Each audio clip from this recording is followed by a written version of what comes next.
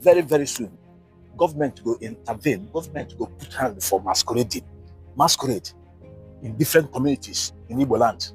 Government will put hand, use their hands, put law where they guide masquerading for your community. When I was small, when we they grow up, not be like that the way masquerading day.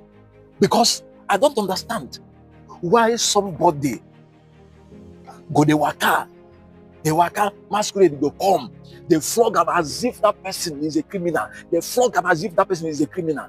This thing is a new development. You know, they happen like that before. Some of you are turning it as an opportunity to get at your enemy, or maybe somebody you don't like. You could just go do masquerade, then come they target that person. And the moment you get that person, you will just flog that person as if the person is a criminal. You don't know there are people you can flog like that, and the person will just collapse and give up.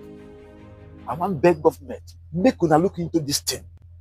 In the Igbo community, government never had a lot of videos have shown up on social media where masquerade will be flogging somebody as if the person is not a human being, as if even animals cannot be flogged like that.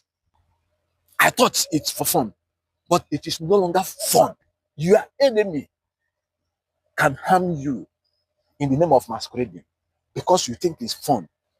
One thing leads to another.